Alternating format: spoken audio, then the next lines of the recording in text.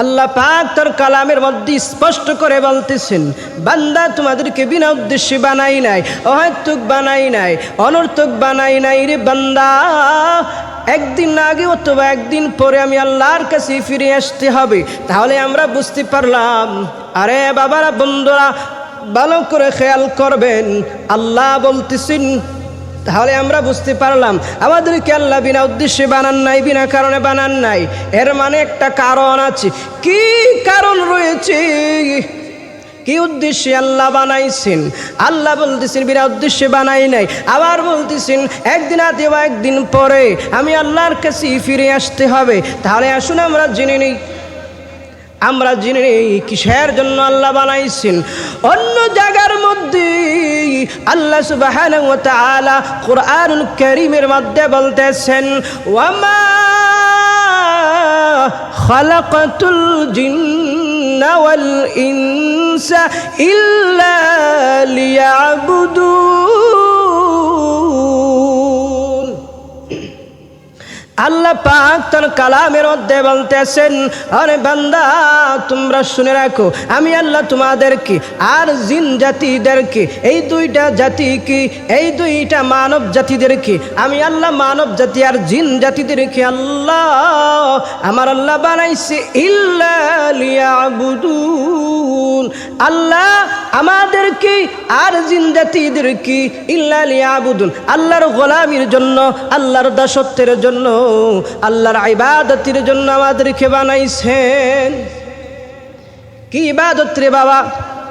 অনেক ইবাদত রয়েছে। ইসলামের বুনিয়াদ হচ্ছে পাঁচটি। এই পাঁচটি গণ্ডির মধ্যে রয়েছে। এক নাম্বার হচ্ছে আল্লাহ রসুল হাদিস মুবারাকার মধ্যে বলতেছেন, বুনিয়াল ইসলাম আলা খামসিন শাহাদা আল্লা ইলাহা ইল্লাল্লাহ ওয়া আশহাদু আন্না মুহাম্মাদান আবদুহু ওয়া রাসূলুহু ওয়া ইকামিস সালাহ ওয়া ইতাইজ যাকাত ওয়াল হজ্জি ওয়া সাওমি রমাদান। আল্লাহর পিয়ারা হাবিব বন্ধু নবী বলতেছেন, ইসলামের বুনিয়াদ হচ্ছে পাঁচটি। এর মধ্যে সর্বপ্রথম হচ্ছেন কালেমা, আল্লাহর প্রতি পরিপূর্ণ ঈমান আনা। ঈমান আনার পরপর কি করা? ঈমান আনার পরপর ওয়াকিমুস সালাহ ওয়া আতুজ যাকাত ওয়ারকাউ মা'আর রাকিঈন। আল্লাহর আদেশ কোরআনুল কারীমের মধ্যে বলা হয়েছে, নামাজ কায়েম করো, নামাজ পড়ো, রুকুকারীদের সাথে রুকু করো, অর্থাৎ নামাজ। তারপরে যাকাত দান করা। নেশাব পরিমাণ যখন আমরা সম্পত্তির মালিক হয়ে যাব, ওই সময় আমাদেরকে যাকাত দান করতে হবে। যখন আমরা নেশাব পরিমাণ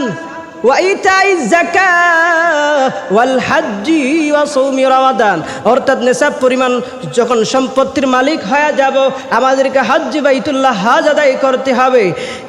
এরপরে বলা হয়েছে ওয়াসাউমি রমাদান। যখন আমরা প্রাপ্তবয়স্ক হয়ে যাব, প্রত্যেক নাবালক, প্রত্যেকটা সাবালক, বালক বালিকা, অর্থাৎ যারা সাবালক হয়ে গেছে, শরিয়াতের দৃষ্টিতে, শরিয়াতের আইন অনুযায়ী যাদের প্রাপ্ত বয়স হয়ে গেছে, এই ধরনের সমস্ত ব্যক্তিদের উপরই, ধনী বলেন গরিব বলেন, সবার উপরে ফরজে আইন করা হয়েছে সাওমি রমাদান, রমজান মুবারকের মাসের রোজাগুলো। অর্থাৎ আমরা বুঝতে পারলাম হাদিস মুবারকার মধ্যে ইরশাদ করা হয়েছে পাঁচটি বুনিয়াদ। এই পাঁচটির মধ্যে পাইলাম আমরা ঈমান, আমরা পাইলাম নামাজ, আমরা পাইলাম হজ, আমরা পাইলাম যাকাত, আমরা পাইলাম রোজা। তাহলে বোঝা গেল আমাদেরকে আল্লাহ পাক বিনা উদ্দেশ্যে বানান নাই। কিসের জন্য বানাইছেন? ইল্লা লিয়াবুদুন, আল্লাহর গোলামির জন্য, আল্লাহর দাসত্বের জন্য। আর একটু ভালো করে খেয়াল করবেন, আল্লাহ বলতেছেন একদিন আগে অথবা একদিন পরে আমি আল্লাহর কাছে ফিরে আসতে হবে। আসুন আরেকটি আয়াতে কারিমার মধ্যে আল্লাহ কি বলতেছেন আমরা জেনে নেই। আল্লাহ সুবহানাহু ওয়া তাআলা কুরআনুল কারীমের মধ্যে বলতেছেন, আল্লাযী খালাকাল মাউতা ওয়াল হায়াতা লিয়াবলুয়াকুম আইয়ুকুম আহসানু আমালা। আল্লাহ পাক তার কালামের মধ্যে বলতেছেন, বান্দার কিসের জন্য বানাইলাম? আল্লাহ বলতেছেন, বান্দারি আল্লাযী খালাকাল মাউত আমি আল্লাহ তোমাদেরকে হায়াত আর মউত দ্বারা সৃষ্টি করলাম। হায়াত আর মউতের মধ্যে যেই সময়টুকু রয়েছে আমি আল্লাহ ওই সময়টুকুর মধ্যে তোমাদেরকে দেখতে চাই তোমরা কি করো। আহসানু আমালা, আমি দেখতে চাই তোমাদেরকে হায়াত দিলাম, আমার তোমাদেরকে আমি মউত দিলাম। এই হায়াত আর মউতের মধ্যে যেই সময়টুকু আমি আল্লাহ তোমাদেরকে দিয়েছি ওই সময়টুকুর মধ্যে আমি আল্লাহ দেখতে চাই আহসানু আমালা, তোমরা কি কাজ করো, ভালো কাজ করো না বন্ধ কাজ করো, তোমরা কি নামাজ পড়ো নাকি বেনামাজি হও। আমি আল্লাহ সেটা পরীক্ষা করার জন্য, নির্ণয় করার জন্য তোমাদের কি খালাকাল মাউতা ওয়াল হায়াত লিয়াবলুয়াকুম আইয়ুকুম আহসানু আমালা, আমি তোমাদেরকে হায়াত আর মউত দ্বারা সৃষ্টি করেছি তার একটি মাত্র কারণ ইল্লা লিয়াবুদুন, আমার ইবাদতের মাধ্যমে পরীক্ষা করতে চাই তোমরা কি কাজ করো, কি অপরাধ করো। তাহলে আমরা বুঝতে পারলাম আল্লাহ আমাদেরকে বিনা উদ্দেশ্যে বানান নাই, আল্লাহ আমাদেরকে পরীক্ষা করার জন্য বানাইছেন। আল্লাহ আমাদেরকে পরীক্ষা করার জন্য কি পরীক্ষা করবেন, আমরা মন্দ কাজ করব না খারাপ কাজ করব, এটা আল্লাহ হিসাব নিকাশ করার জন্য এই হায়াত আর মউত আমাদেরকে দান করেছেন। আসুন, আমাদেরকে একদিন মৃত্যুবরণ করতে হবে।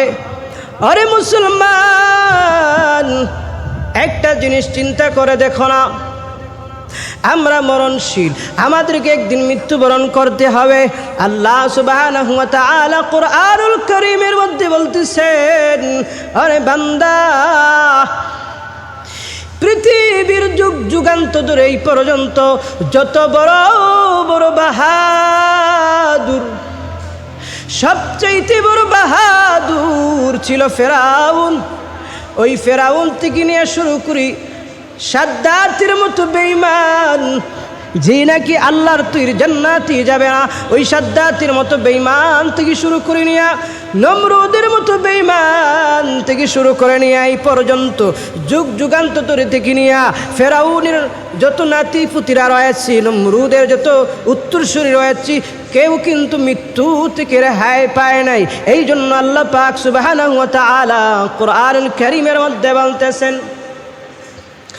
আইনামা তাকুনু ইউদরিকুমুল মাউত ওয়ালাউ কুনতুম ফি বুরুজিম মুশাইয়াদা।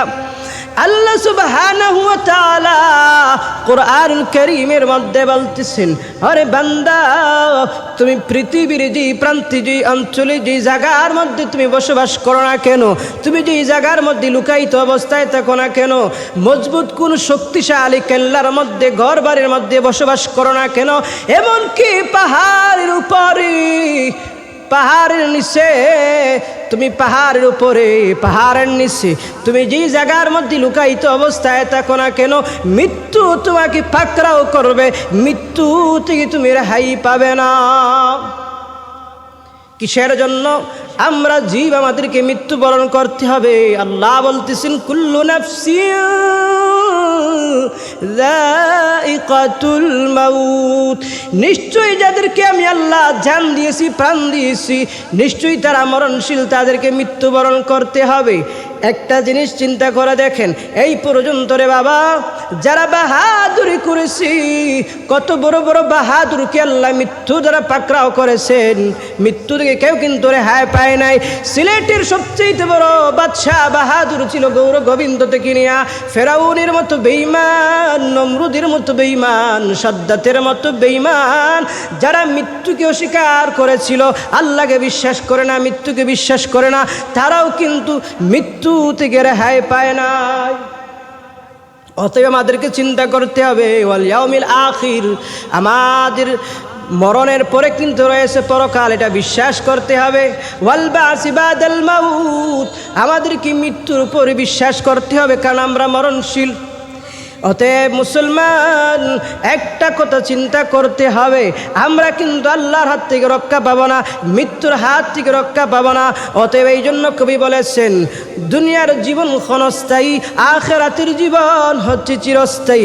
দুনিয়ার মধ্যে ওই ব্যক্তি সর্বোত্তম বড় দামি, যে দুনিয়া থেকে পরকালের ফুজি অর্জন করে অন্ধকার কবরে চলে যায়।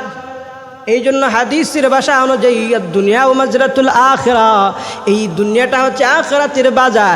তুমি যেই কর্ম করবা, যেই ইবাদত করবা, যেমন কর্ম করবা, সেই কর্মের ফল তুমি দুনিয়াতেও ভোগ করবা, পরকালেও সেই ভোগ করবা।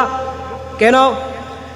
আমাদের মরণের পরে কিন্তু পরকাল রয়েছে, ওই পরকাল হচ্ছে কিয়ামত। কিয়ামতের পরে হচ্ছে আমাদের স্থায়ী ঠিকানা হচ্ছে জান্নাত জাহান্নাম। অতএব আমাদেরকে হিসাব নিকাশ দিতে হবে। এই জন্য চিন্তা করতে হবে, চিন্তা রাখতে হবে মাথার মধ্যে, কুল্লু নাফসিন যায়িকাতুল মাউত, মৃত্যুর পরে কিন্তু রয়েছে ওয়াল ইয়াউমিল আখির, পরকাল। ওই জন্য রে বাবা, দুনিয়াতে কি পরকালের ফুজি অর্জন করতে হবে, ইবাদত বন্দেগী করতে হবে, নামাজ পড়তে হবে, রোজা রাখতে হবে। এই পর্যন্ত চিন্তা করে দেখেন কত হাজার হাজার যুবকের লাশ অন্ধকার কবরে রয়েছে। এই পর্যন্ত দেখেন কত হাজার হাজার যুবতীর লাশ অন্ধকার কবরে চলে গেছে। এই পর্যন্ত আমাদের পূর্বপুরুষ থেকে নিয়ে এই পর্যন্ত কত হাজার হাজার মানুষ অন্ধকার কবরে চলে গেছে রে বাবা। একদিন আমাকে আপনাকে অন্ধকার কবরে চলে যাইতে হবে, সেই চিন্তা মাথায় রেখে চিন্তা করতে হবে, আল্লাহ পাক কিসের জন্য আমাকে আপনাকে বানাইছেন, কিসের জন্য তৈরি করেছেন? ইল্লা লিয়াবুদুন, আল্লাহর গোলামির জন্য, আল্লাহর ইবাদতের জন্য, আল্লাহর দাসত্বের জন্য বানাইছেন। আমরা কার ইবাদত করব? ইন্না সালাতি ওয়া নুসুকি ওয়া মাহইয়ায়া ওয়া মামাতি লিল্লাহি রাব্বিল আলামিন। আমাদের নামাজ, আমাদের হজ, আমাদের যাকাত, আমাদের কুরবানি, আমাদের জান প্রাণ, জান মাল কার জন্য হবে? লিল্লাহি রাব্বিল আলামিন। আমাদের নামাজ, আমাদের কুরবানি, আমাদের হজ, আমাদের যাকাত একমাত্র হবে লিল্লাহি রাব্বিল আলামিন, যিনি সমস্ত জাহানের মালিক ও খালিক, সেই আল্লাহর জন্য হতে হবে। আরে মুসলমান, ইমানদার, আল্লাহর বান্দারা, একটু ভালো করে খেয়াল করেন, ভালো করে শুনেন। এই পর্যন্ত আমার আপনার কত কাছের মানুষ, কত নিকটের মানুষ অন্ধকার কবরে চলে গেছি। একদিন আমাকে আপনাকে অন্ধকার কবরে চলে যাইতে হবে রে বাবা। কারো কবর হবে জান্নাত, কারো কবর হবে জাহান্নাম। আপনি দুনিয়ার মধ্যে যেই ফুজি অর্জন করবেন, যেই কর্ম করবেন, সেই ফল কিন্তু আপনি কবরের মধ্যে ভোগ করবেন। এই জন্য আমার নবী বলতেছেন, আল কবরু রাউদাতুম মির রিয়াদিল জান্নাতি আও হুফরাতুম মিন হুফারিন নার। উম্মত, তুমি যখন অন্ধকার কবরে যাইবা, বেঈমানের কবরটা হবে জাহান্নাম, ইমানদারের কবরটা হবে জান্নাত। কারা ইমানদার, কারা বেঈমান? কিসের জন্য? আল্লাহ রসুল বলতেছেন, আল কবর রাউদাতুম মির রিয়াদিল জান্নাহ। মুমিনের জন্য হবে কবর রুদা, বেঈমান মুনাফিকের জন্য হবে কবরটা হবে জাহান্নাম। এই জন্য আমাদেরকে চিন্তা করতে হবে কারা ইমানদার, কারা মুসলমান। এই জন্য আল্লাহ পাক সুবহানাহু ওয়া তাআলা বলতেছেন, ইমানদারের একটা পরিচয় হচ্ছে ইল্লাল্লাযীনা আমানু ওয়া আমিলুস সালিহাত। নিশ্চয়ই যারা ইমানদার, নিশ্চয়ই যারা নেক কাজ করবে, ভালো কাজ করবে, সৎ কাজ করবে, নেক কাজ করবে, যারা আল্লাহর ইবাদত করবে, আনুগত্যশীল হবে, আনুগত্য করবে, তারাই হচ্ছে ইমানদার।